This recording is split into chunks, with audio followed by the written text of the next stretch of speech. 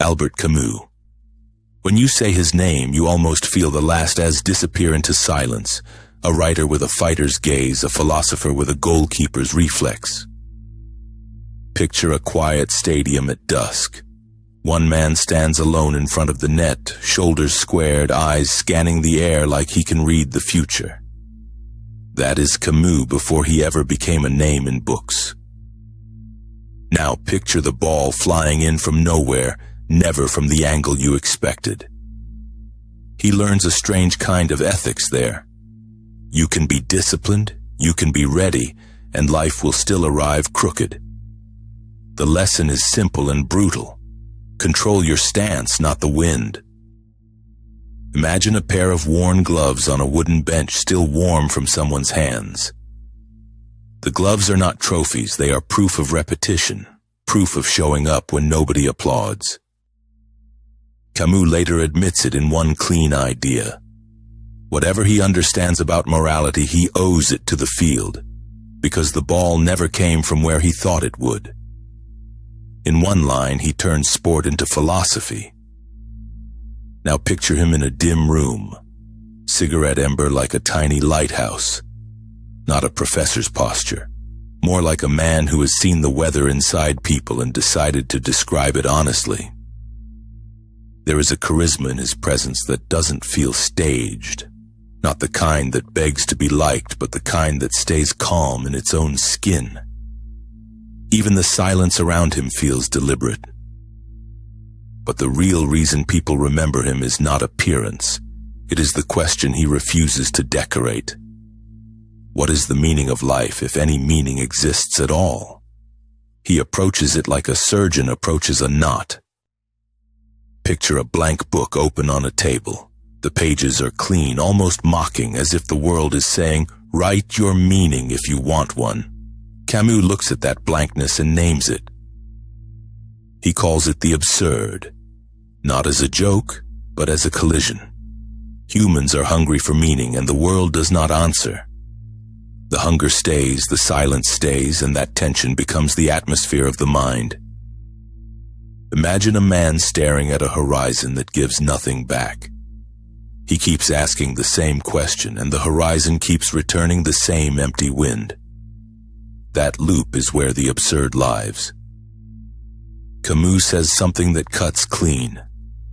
As long as you keep searching for a final meaning, you might miss the act of living. The obsession becomes a trap that steals your present.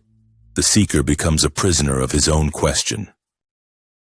Now picture an ancient hill under a harsh sky, and one figure pushing a massive stone upward.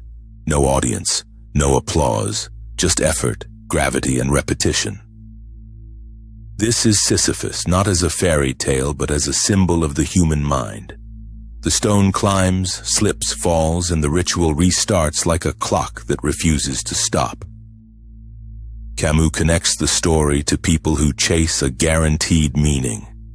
You can be strong, educated, stubborn, brilliant, and still never find a final answer stamped on reality.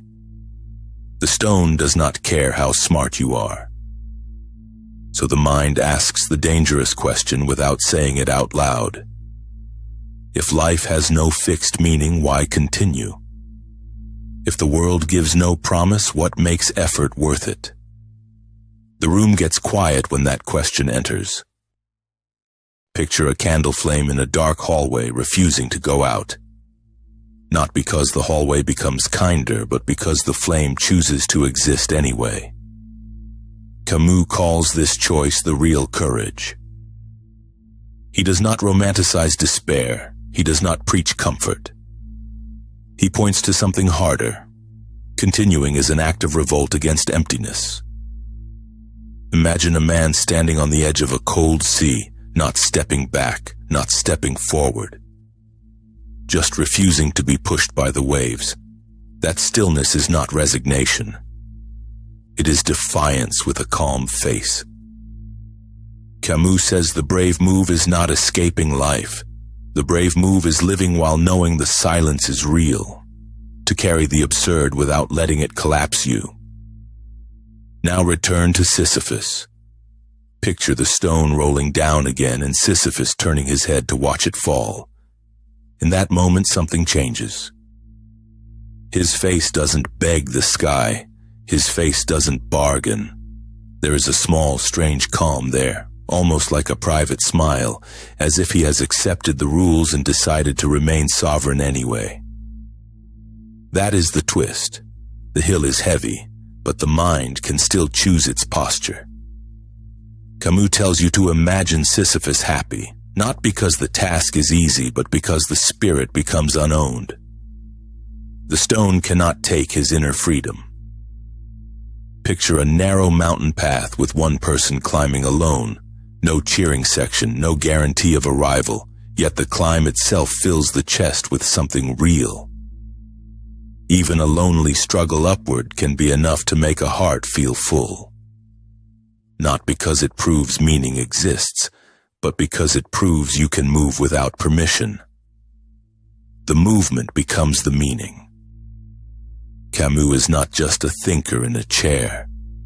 Picture him writing, speaking, watching people, absorbing contradictions, refusing simple answers.